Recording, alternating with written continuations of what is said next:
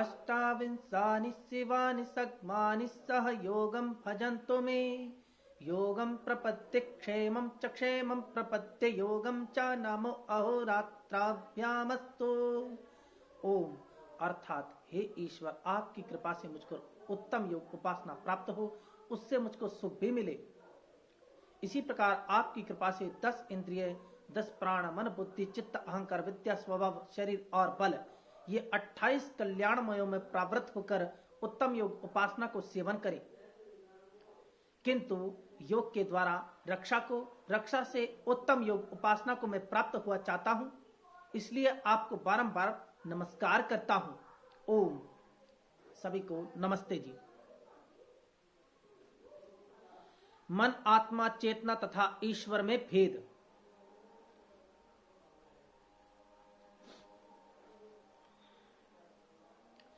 मन, आत्मा तथा चेतन, ये तीनों शब्द ऐसे हैं जो एक दूसरे से इतने जुड़े हुए हैं कि उनमें भेद कर सकना कठिन है।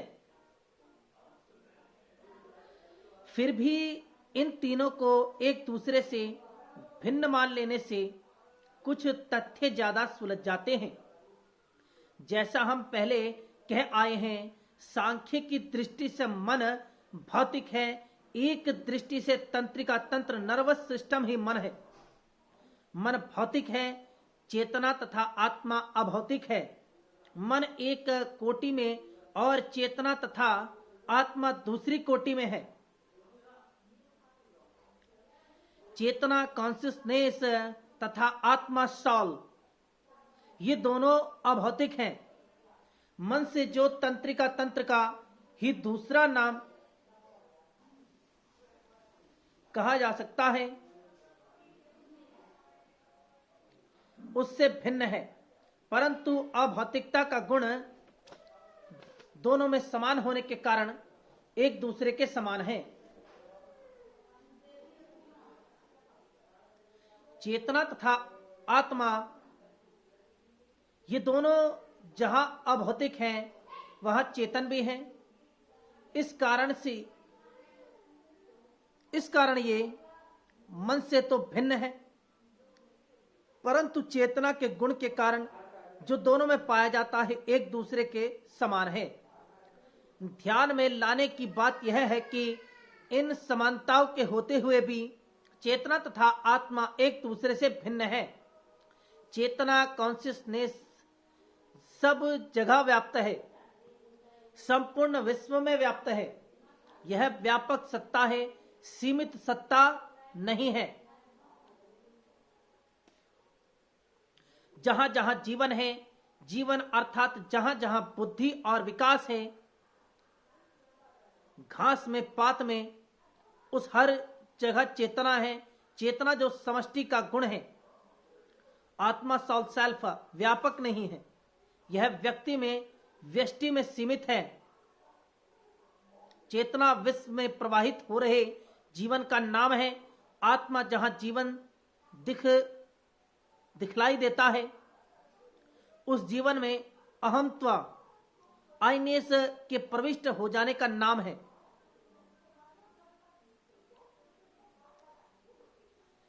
जीवन की अजस्र धारा विश्व में अनवरत बह रही है। उसमें जहां अनुभूति पूर्वक अहंत्व की प्रतीति होती है, वही आत्मा शब्द का प्रयोग कर सकते हैं। तभी हमने चेतना को समष्टि तथा आत्मा को व्यष्टि का रूप कहा। यद्यपि चेतना का गुण दोनों में मौजूद है। इस दृष्टि से यह संभव है कि कहीं चेतना हो परंतु आत्मा ना हो, क्योंकि चेतना समष्टि में रहती है, आत्मा व्यष्टि में रहता है। उदाहरणार्थ वृक्ष वनस्पति में चेतना है, जीवन है, आत्मा नहीं है। जहां जहां आत्मा है वहां वहां जीवन है, चेतना है, परंतु जहां जहां जीवन है, चेतना है, वहां वहां आत्मा का होना आवश्यक नहीं है। घास पात में जीवन नहीं, घास पात में जीवन है, परंतु उसमें कर्म का भोग करने वाला आत्मा नहीं है। मनुष्य में आत्मा है, उसमें जीवन भी है। इस विषय पर हमने कुछ विस्तार से पंचम अध्याय में चर्चा की है। चेतना तथा आत्मा के भेद के बाद चेतना तथा परमात्मा के भेद का प्रश्न उठ खड़ा होता है।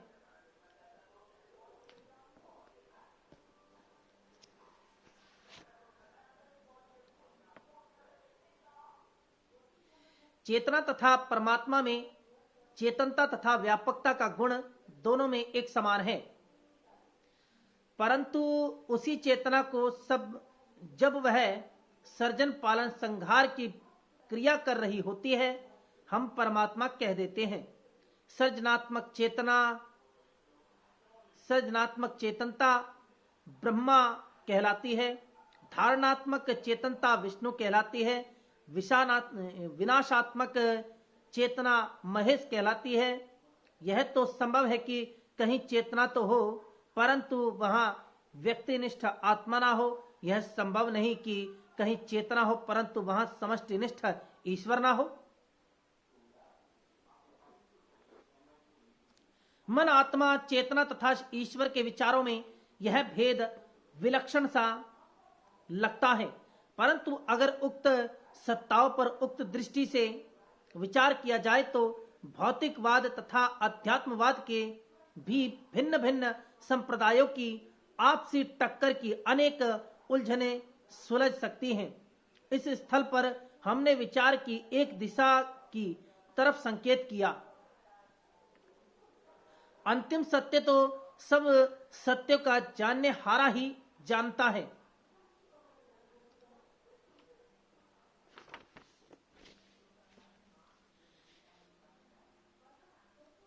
क्या आत्मा चेतना का प्रभाव मात्र है?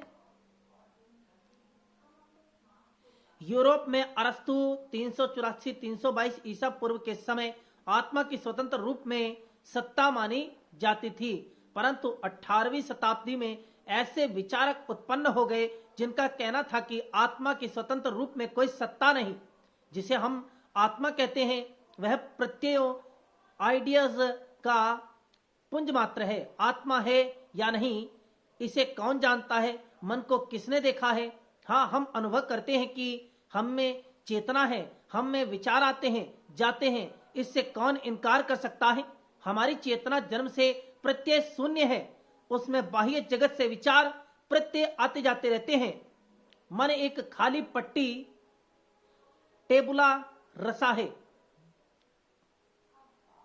समान है, रसा के समान है। ज्यों ज्यों हम संसार के विषयों के संपर्क में आते हैं त्यों त्यों इन पट्टी पर प्रत्ययों, आइडियाज के संस्कार पड़ते जाते हैं। इन प्रत्ययों का आपस में संबंध जुड़ जाता है। संबंध जुड़ने के अनेक कारण हैं, जिनमें से मुख्य है आवृत्ति, प्रत्यय का बार बार आना, फ्रीक्वेंसी, आसन्नता, रिसेंसी, सजीवता, विविडनेस आदि। आत्मा की स्वतंत्र सत्ता नहीं, प्रत्ययों का आपस में संबंध जुड़ जाना मात्र है। इन प्रत्ययों को ही चेतना कहा जा सकता है। हमें आत्मा की अनुभूति नहीं होती, चेतना की अनुभूति होती है। चेतना आत्मा की तरह कोई स्थिर तत्व नहीं है। अभी एक प्रत्यय आया, फिर दूसरा आ गया। इनको एक सूत्र में बांधने वाला कोई तत्व नहीं है। ये सिर्फ एक दूसरे से उक्त कारणों के कारण जुड़े रहते हैं। इन आपस में कारण कार्य कॉन्शियसनेस कहते,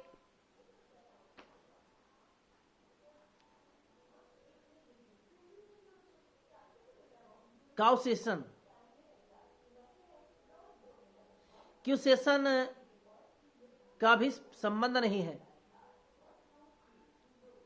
यह विचार जॉन लॉक 1662-1704 तथा डेविड ह्यूम 1711-1776 ने दिया। जॉन लॉक तथा डेविड ह्यूम से बहुत पहले बौद्ध धर्म में महात्मा बुद्ध 563 483 ईसा पूर्व ने भी आत्मा के विषय में इसी विचार का प्रतिपादन किया था। बौद्ध धर्म में आत्मा की सत्ता को स्वीकार नहीं किया जाता। आत्मा के संबंध में बौद्धों का सिद्धांत नैरात्म्यवाद कहलाता है। उनका कहना है कि जैसे नदी की अनविच्छिन्न धारा बहती चली जाती है, इस क्षण जो जल है अगले क्षण वह जल नहीं है। जैसे दीप शिखा अनवरत प्रज्वलित हो रही है, इस क्षण को शिखा है, अगले क्षण वह नहीं है। वैसे ही चेतना का प्रवाह हमारे भीतर प्रवाहित हो रहा है। मिलिंद पन्हों में आत्मा के विषय में नागार्जुन तथा यवन राजा मिलिंद का वार्तालाप पाया जाता है। मिलिंद ने नागार्जुन से पूछा, आत्मा क्या है? उत्तर में नागार्जुन ने राजा से पूछा, क्या रथ क्या है? क्या दंड, क्या पहिए रथ है?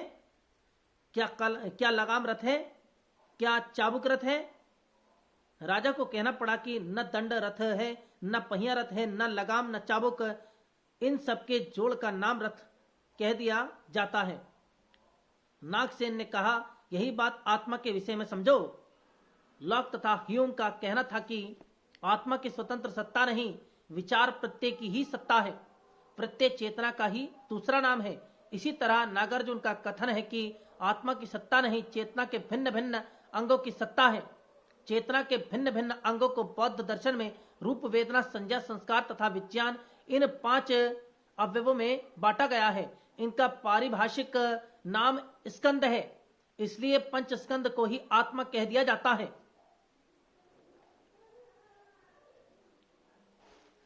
जैसे लॉक तथा ह्यूम के कथनानुसार प्रत्ययों के साहचर्य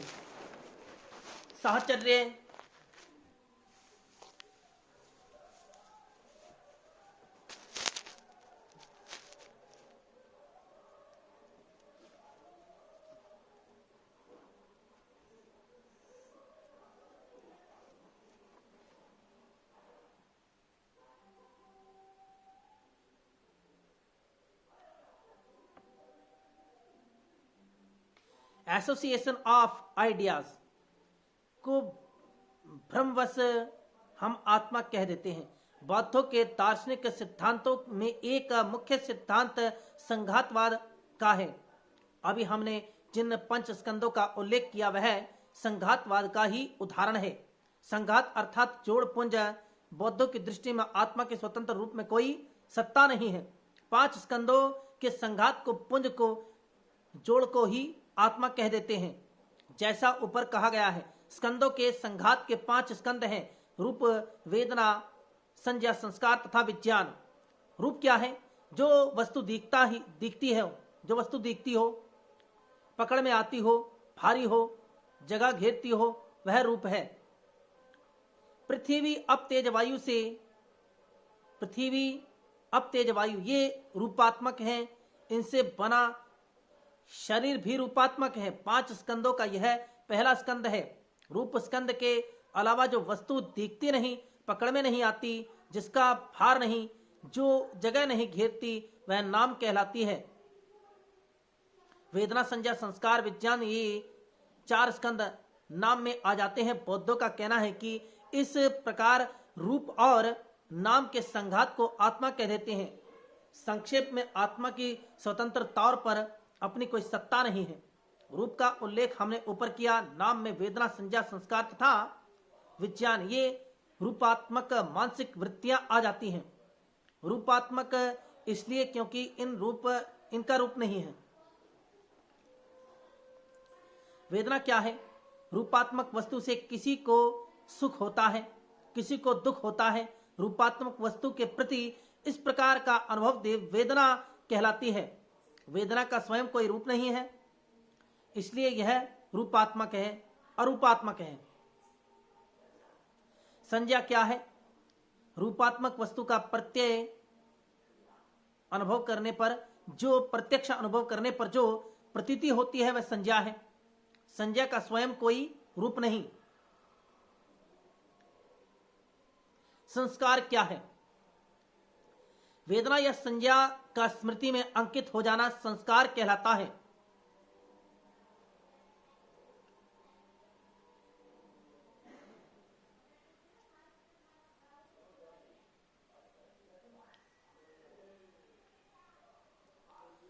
विज्ञान क्या है? हमारे भीतर जो चैतन्य गुण है वह विज्ञान है। वस्तु का वास्तविक, वस्तु का सविकल्पक तथा सगुण प्रत्यक्ष संज्ञा कहलाती है। निर्विकल्पक तथा निर्गुण प्रत्यक्ष विज्ञान कहलाता है। बौद्धों के संघातवाद के अनुसार आत्मा के स्वतंत्र रूप में कोई सत्ता नहीं है। उक्त 5 स्कंदों के जोड़ को ही आत्मा का नाम दे दिया जाता है।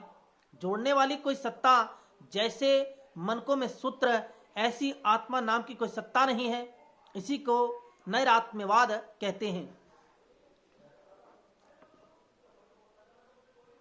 बौद्ध दार्शनिक स्कंदों के पुंज की ओर, पाश्चात्य दार्शनिक प्रत्ययों के पुंज की पृथक पृथक सत्ता मानते हैं। आत्मा को मानने की आवश्यकता नहीं समझते। ये प्रत्यय, ये स्कंद ही चेतना के रूप है। परंतु क्या आत्मा की स्वतंत्र सत्ता नहीं है? क्या चेतना का ही नदी की धार की तरह, दीप शिखा के ज्वलन की तरह, प्रत्यय के सहचार की तरह प्रवाह बह रहा है, जिनके जोड़ को, पुंज को ही ब्रह्मवश हम आत्मा का नाम दे देते हैं? यह आत्मा की स्वतंत्र सत्ता है। और जिन्हें हम स्कंद कहते हैं, प्रत्यय कहते हैं, वे स्वतंत्र नहीं है, वे आत्मा के गुण हैं।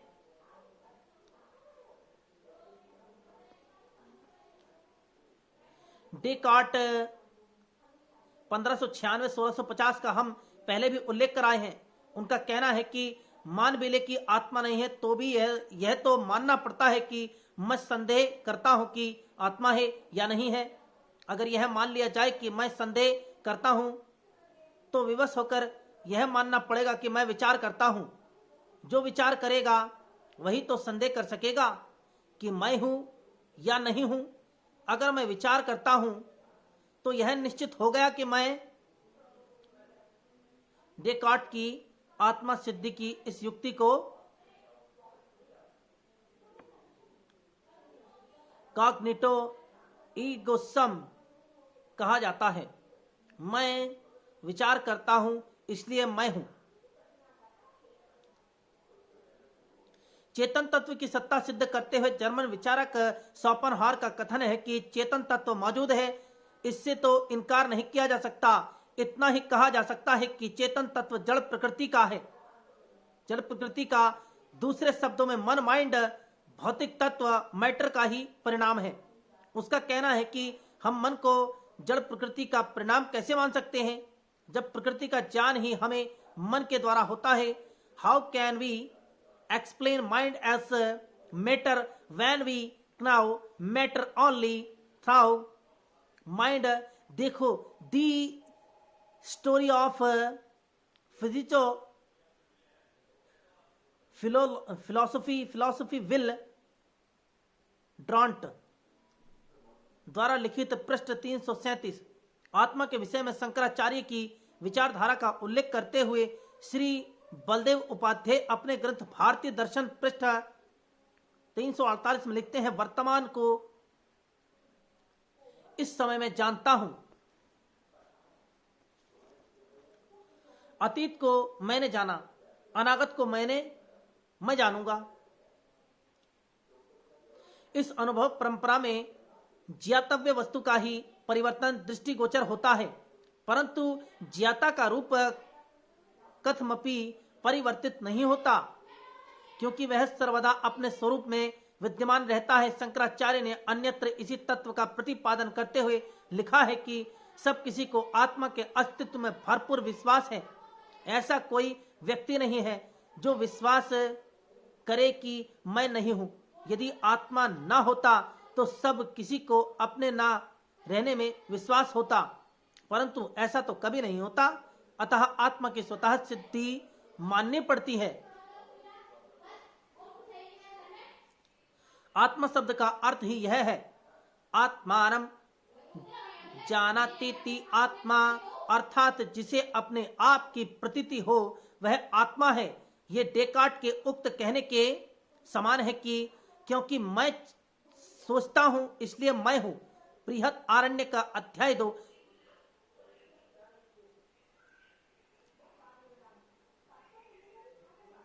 प्रपाठक 14 में भी याज्ञवल्क्य ने बृहद आरण्य का अध्याय 2 खंड 14 में भी याज्ञवल्क्य ने आत्मा के लिए इसी युक्ति का उपयोग किया है। वहां लिखा है, विज्ञातारम अरेकेन विजानीयात, जो जान रहा है उसे किसी दूसरे से कैसे जाना जा सकता है। अर्थात मैं जान रहा हूं, इतना ही क्या आत्मा के स्वतंत्र अस्तित्व को सिद्ध करने के लिए पर्याप्त नहीं है? बौद्ध लॉक तथा ह्यूम का यह कहना कि आत्मा की स्वतंत्र सत्ता नहीं है, चेतना का प्रवाह हो रहा है, इसके अतिरिक्त कुछ नहीं है, भ्रांति मूलक विचार है। मैं का सूत्र चेतना के सब अनुभवों में मौजूद रहता है। बचपन में जो मैं था, युवावस्था में जो मैं था, वृद्धावस्था में जो मैं रहूंगा, ये सब मैं अगर प्रत्यय मात्र है, अगर नदी के जल के प्रवाह मात्र है, अगर दीप शिखा की क्षण क्षण बदल रही ज्वाला मात्र है, तो बाल्यावस्था, युवावस्था, वृद्धावस्था एक ही व्यक्ति की कैसे हो सकती है? इन सब में मैं पन कैसे हो सकता है? नदी के प्रवाह को एक बनाने वाला उसका धरातल है, दीप शिखा को एक बनाने वाला दिया तेल तथा बत्ती है। हमारे भिन्न भिन्न प्रत्ययों को एक कौन बना देता है? 7 साल में शरीर के सब अंश बदल जाते हैं, हर साल नया शरीर बन जाता है। फिर इस शरीर में एकता की अनुभूति कैसे बनी रहती है? नदी तथा दीप शिखा में हमें एकता का जो अनुभव होता है वह मिथ्या हो सकता है? परंतु हमें तो अपने भीतर ही शरीर के अणु अणु के बदल जाने पर भी मैं वही हूं का पूरा पूरा ज्ञान रहता है। यह ज्ञान बिना आत्मा के स्वतंत्र अस्तित्व को माने नहीं बन सकता। याज्ञवल्क्य, शंकराचार्य तथा डेकार्ट की आत्मा सिद्धि विषयक इस युक्ति का आज तक भौतिकवादियों ने कोई संतोषजनक उत्तर नहीं दिया है। इनके अतिरिक्त ह्यूम ने तो कारण कार्य के नियम, लॉ ऑफ क्यूसेशन को भी मानने से इनकार कर दिया है। उसका कहना है कि एक प्रत्यय के बाद दूसरा प्रत्यय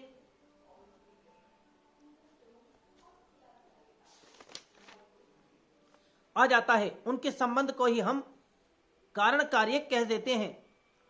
उनके मिलाने वाला, प्रत्ययों को जोड़ने वाला आत्मा जैसा कोई स्थिर कारण नहीं। यह एक अत्यंत क्लिष्ट कल्पना है, क्योंकि कारण कार्य के नियम पर ही शंका कर देने से विज्ञान का सारा ढांचा ही ढह जाता है। ओम शम।